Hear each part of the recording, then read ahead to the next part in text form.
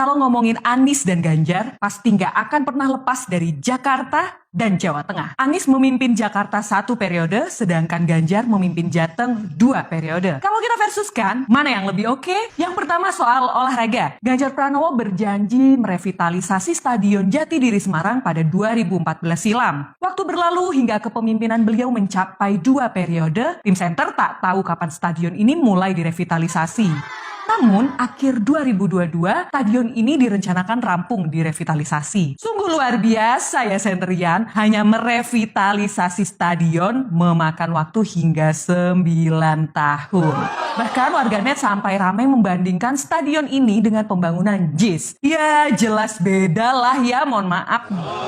Sementara Anies Baswedan mampu menyelesaikan pembangunan stadion kebanggaan warga Jakarta dan Indonesia, yaitu Jakarta International Stadium atau biasa disebut JIS. Dengan segala kemegahan dan kemewahannya, Anies tuntas menyelesaikan pembangunannya selama 3 tahun. Dibangun dengan tangan terampil anak bangsa Indonesia sendiri. Nggak dikit-dikit impor tenaga kerja asing. Badai pandemi tak membuat pembangunan stadion ini terhenti karena banyak anggaran dialihkan ke penanganan COVID. Pemprov DKI akhirnya melakukan pinjaman dana PEN atau pemulihan ekonomi nasional dari pemerintah pusat. Dana tersebut memang disediakan pemerintah pusat kepada seluruh daerah agar pembangunan tetap jalan, ekonomi tetap bergerak. Ya, nanti tetap akan dibalikin kok dengan APBD Jakarta pastinya. Nggak cuma stadion JIS, Anies juga membuat lapangan Ingup gratis yang berstandar FIFA di 5 wilayah DKI Jakarta. Dan Anies merevitalisasi pusat olahraga pelajar atau PPOP Ragunan biar semakin kelas. Kinerja Ganjar yang kedua, masih ada 4,5 juta penduduk Jawa Tengah belum masuk program JKN atau Jaminan Kesehatan Nasional. Waduh, Pak Ganjar, kemana aja sih? Udah hampir 10 tahun loh, Pak. Sibuk lari-lari terus nih kayaknya. 10 tahun memimpin Jateng baru sekitar 87% warga Jateng masuk JKN. Wani dibandingkan dengan Anies Baswedan, hanya 5 tahun memimpin Jakarta, namun Anies mampu menjadikan warga Jakarta 98% menerima manfaat jaminan kesehatan. Asik, ini mah beda jauh. Pak Anies emang care banget sama kesehatan rakyatnya. Mantap, Rek. Kalau dilanjutkan untuk Indonesia, pokoknya mantap. Dalam sebuah laman media yang dimuat pada 8 Juni 2023, Ganjar Pranowo siap memimpin Indonesia dengan mengentaskan kemiskinan di Indonesia dan berantas korupsi jika menjadi presiden.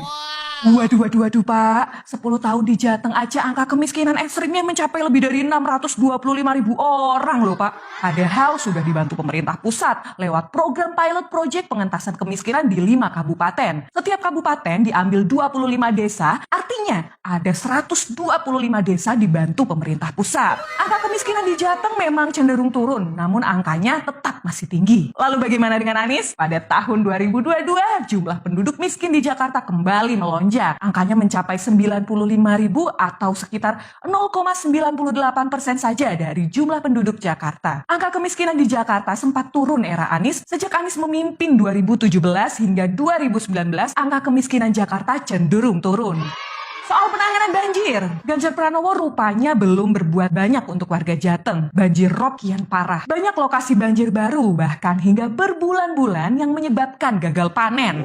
Giant Seawall yang dijanjikan dari 2014 tidak kunjung dibuat juga oleh Ganjar. Kalau orang Jateng bilang sekarang banyak water park di sana. Sementara Anies Baswedan membuat sumur resapan yang juga akan ditiru di Semarang dan IKN loh. Bahkan Anies membuat parkir air di taman dan ruang limpah sungai, sehingga air yang dulu parkir di Bundaran HI dan Istana Negara dapat dipindahkan di taman-taman dan ruang biru. Banjir surut dalam 6 jam. Mantap betul. Kalau mau dibandingin sama Pak Prabowo, gimana ya bandinginnya?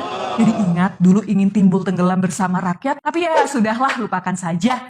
Sudah saatnya 2024 kita dapat pemimpin baru untuk Indonesia berkeadilan.